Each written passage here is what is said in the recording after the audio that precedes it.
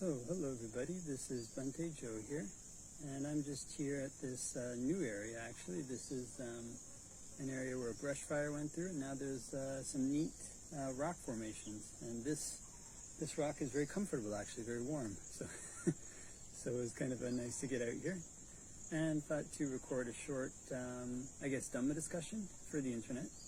So I thought I could start with a little bit of meditation, so I can lean forward a little bit and arch the spine, and look about 3 feet in front, and close our eyes. And can spread thoughts of goodwill. Can spread thoughts of goodwill to our right hand side. Wishing may all beings to my right be happy and at ease. May they put in place the causes necessary to be happy and at ease. And we can make the mind infinite. Can make it unbounded, all the way to the ends of the universe and beyond, in every dimension. May all beings to my right be happy and at ease.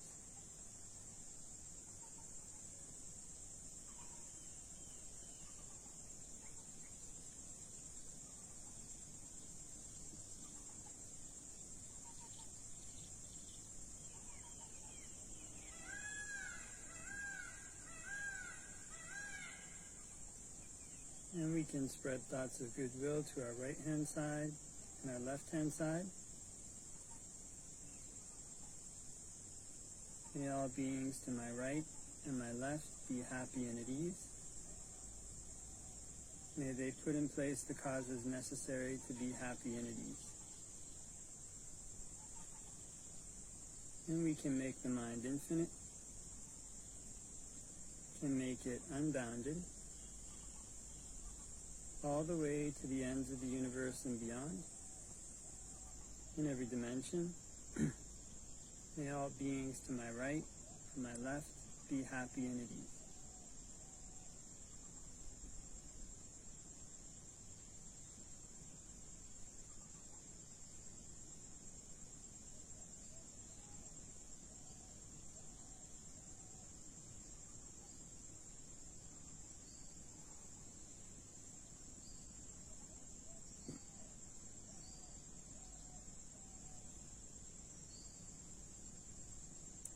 And we can spread thoughts of goodwill to our right hand side, our left hand side, and in front.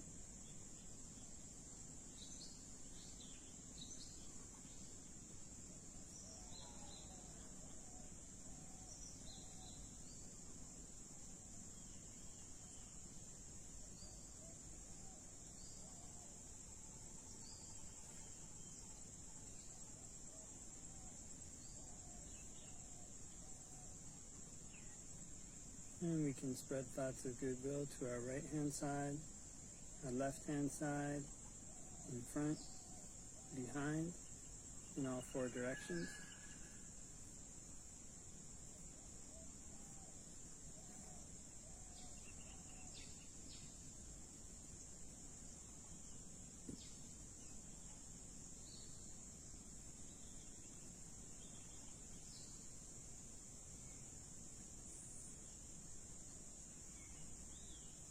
And we can spread thoughts of goodwill to our right hand side, our left hand side, in front, behind, and above.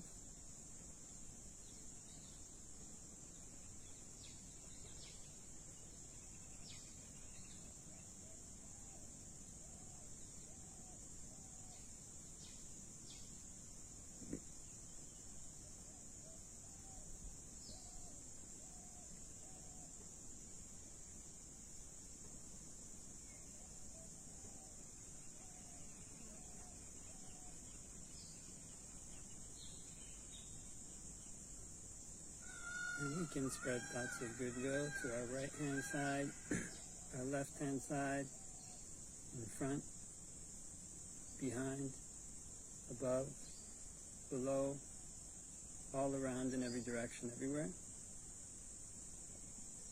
May all beings all around in every direction, everywhere, be happy and at ease. May they put in place the causes necessary to be happy and ease. And we can make the mind infinite, can make it unbounded, all the way to the ends of the universe and beyond, in every dimension. May all beings all around everywhere be happy and at ease.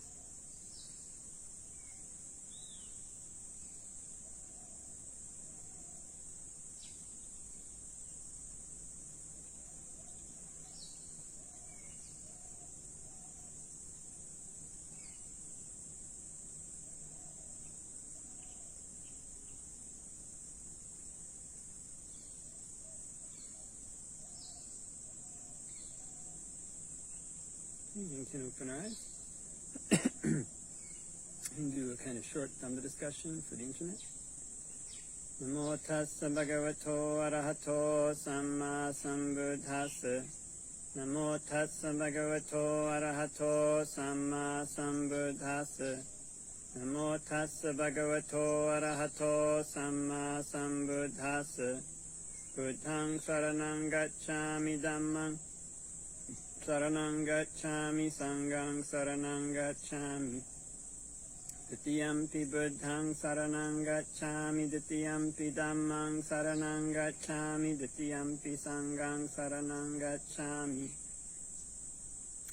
Tatiyampi buddhang saranang gacchami, tatiyampi dhammang saranang gacchami, tatiyampi sanghang saranang gacchami. So I hope that everybody is having a great day, wherever they may be. And yeah, it's now the rainy season here in Sri Lanka. Yeah, it's been nice. The weathers have been getting filled.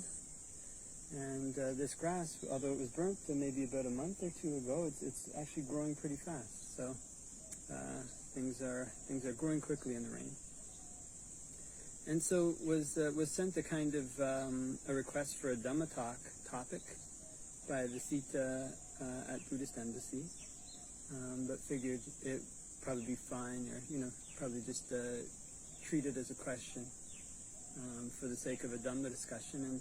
And basically what he'd asked about, the topic he'd asked about was the path to true happiness, how to deal with fear, anxiety, and worry in COVID-19. So basically kind of a Dhamma, treat that as a maybe Dhamma discussion question, is how to deal with fear, anxiety, and worry in the time of COVID-19. And so yes, I think even here in Sri Lanka, the coronavirus numbers have suddenly risen, and which is why these days I'm just going pindapat to 2 houses instead of wandering around the village.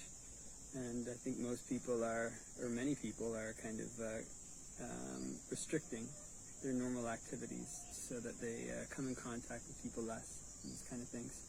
And I haven't been following the news in too many other places in the world, but from what I heard, it's kind of similar, many places in the world. There's a kind of second wave of coronavirus where there's a resurgence after an initial reduction in numbers.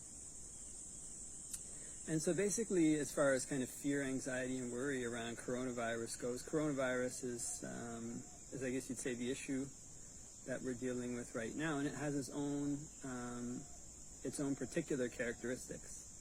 So you might say kind of like immediate characteristics that one can kind of address. So the particulars of this situation is that people tend to be very isolated, which is difficult because humans are kind of social animals, and it's well known that, especially in Buddhist circles, that you should be really careful about going off and staying alone for long periods of time, because it's really easy for the mind to drift off, and it can be very dangerous to spend a lot of time alone.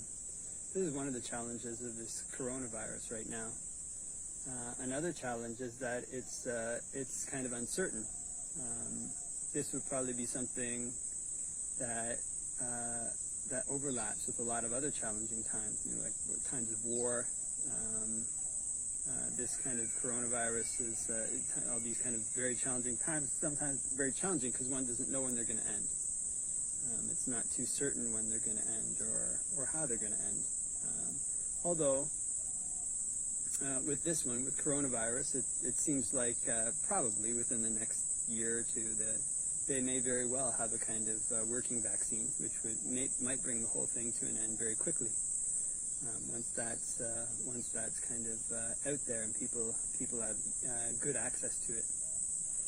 So for coronavirus, I guess you'd say the small scale, like the immediate problems, there's kind of what you might call smaller scale issues about dealing with stress and anxiety in coronavirus. There's also what you might call like a larger scale issues, or there's maybe what you might call like proximate reasons, close reasons why one might get stressed and how to deal with that stress.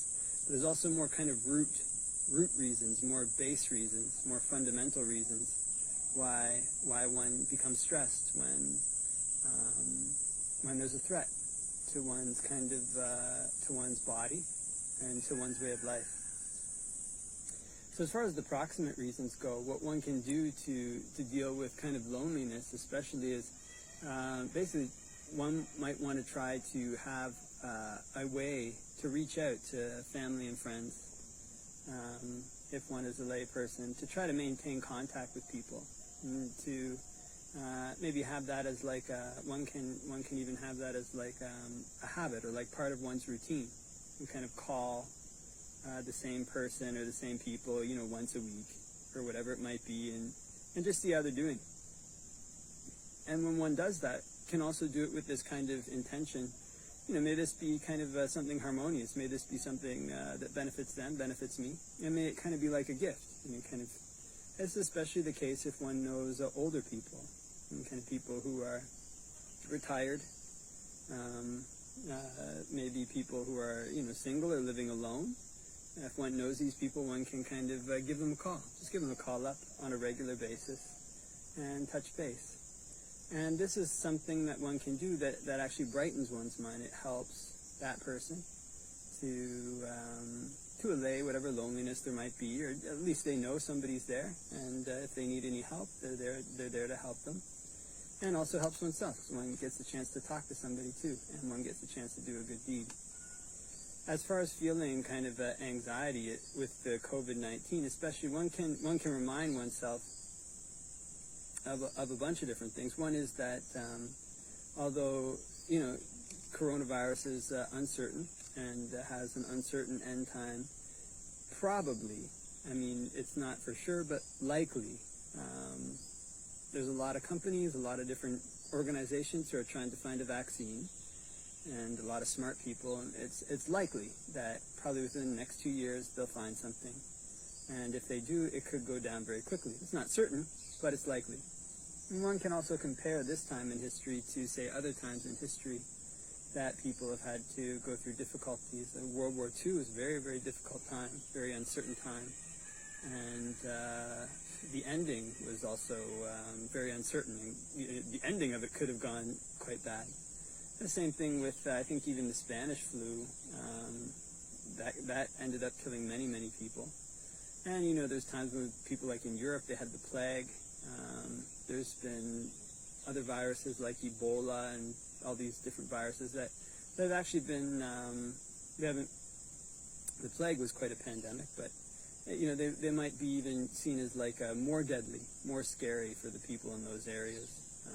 It's not to downplay the danger of coronavirus, but just to say, for the sake of comparing, this is one thing that one can do for one's perception, is that there's been other people in the past who've had to deal with difficult situations, and they've gotten through it. And I can also do that. I can also follow them. I can also follow their example. I can also walk in their footsteps and endure and get through this situation. This is not the worst it's ever been in human history, coronavirus. There's been worse times, and humanity still survived. People have survived. My forefathers, foremothers, and my relatives have survived, and I can survive this too. I can get through this too. One can learn to give oneself a little pep talk, comparing coronavirus to times in the past. And just kind of see this as, one can learn to see this as something that's not unusual, that's normal. Actually, this is the arising of kind of disease and pandemic is normal in human history. It tends to happen every so often that there's a disease that spreads around, and that's kind of part and parcel of living in the human world, or even the animal world. That happens to animals too, or even trees. You hear about this kind of like Dutch elm disease or something, these different diseases that these trees get, and so it's just part of it. So these are some of a couple of proximate, kind of like immediate things that one can do to reduce anxiety in the time of coronavirus. One is to try to reach out, be around, or reach out and help people who might be lonely. Try to develop a regular schedule of reaching out to people, and also to remind oneself, to compare one's situation to the situations in the past, and learn to give oneself a little pep talk to boost one's morale. Other people have been through worse situations; they've gotten through it. I can also get through this. This is something I can do. Then if one is alone as well, it's good to have a kind of a set routine. I mean, people are going to work, maybe going to work or different things, but it's good. That's one of the things that monks sometimes get taught is, if one is alone, that one should have a kind of routine that one does every day, without kind of varying it, so it becomes like a lifestyle. This can be very helpful to stop the mind from, careening all over the place, going to worry and anxiety. You kind of know what the next thing you have to do and the next thing you have to do, and the day just kind of goes by. Kind of a new day starts. And so those are a few proximate things. And there's other things, what you might call like ultimate things. So as far as kind of being afraid of the loss of one's life, being afraid of the loss of one's body, being afraid of the loss of one's family members, the loss of one's job, all these different things. But a lot of these things arise from, especially a fear of the loss of one's life, they can arise from a couple things. One is kind of one's attachment to one's own body. And one kind of regards the body as belonging to one. It's kind of, this body is me, it's who I am, it belongs to me. This is also the same kind of attachment that can cause people to suffer a lot if they get old and age and these different things, because they're used to the body being a vehicle to get pleasant sense, to get things that one might like. You can use it to get chips and use the eyes to watch movies, use these different things. And so when there's a threat to that, it's a threat to one's happiness. It's the same thing with other things that coronavirus or even any other thing like that might threaten, like a war. It threatens kind of, of course one cares for one's family members, but it can threaten one's family members, and they could become sick, they could pass away. Of course one wants to try to help them. It's not to say that one becomes indifferent or anything like this, but this kind of threat that one feels to one's family members and one's friends, to these people, the various people in one's life that one doesn't want to suffer, the fear and anxiety that's associated with that can largely be based on this kind of, because these people give us joy, because these people give us happiness, because we have an attachment to these people. We want them to stay in our life. And again, this is not to say that we do want to chuck our, it's not to kind of, become callous towards family members and friends and all these different people. But what it means is that the root cause of this is that one requires these things to be happy. It requires kind of family members, friends. And so actually one's relationship with them is kind of, is not necessarily purely based on the Dhamma. It's partially based on a need that one has to support oneself with the happiness that they give. And so the cure for these kind of things, the ultimate cure for this kind of anxiety, is to try to find a happiness inside oneself that doesn't depend on one's body, doesn't depend on one's family members, on one's job, doesn't depend on one's status in the community, to find a happiness that exists inside. And to learn to separate one's mind from these things that one cares about so much. They're actually the cause, they're the root of the suffering that comes when they're threatened with change. So the ultimate solution to these things is actually to walk on the Buddha's Noble Eightfold Path, to try to take up the Buddha's teachings, to try to find happiness inside that doesn't depend on these things. Because if one can learn to be happy alone with the minimum of requisites, if one can learn to be happy from practicing meditation, from generosity, from different things like this, then one gains the types of happiness that are more independent. And kind of the types of happiness that depend on status, the types of happiness that depend on having a really a close relationship with somebody or another person. Those kinds of happiness are very easy to threaten. The types of happiness that come from generosity, one can almost always give something away. Even if one has a little crumbs of food, one can throw it to the animals and wish, may you be happy. The types of happiness that come from meditation, those are something that's very difficult for other people to take away, because one always has one's breath, and even if one stops breathing, one also has other topics of meditation that one can use. The happiness that comes from virtue is also something that's very difficult for other people to take away. And they can even take away a person's life, but they can't force a person to break their virtue. So when these things become firm, when one's virtue becomes firm, when one's meditation becomes firm, when one's kind of generosity becomes firm, when these things become firm, when they become a basis, then one develops less fear.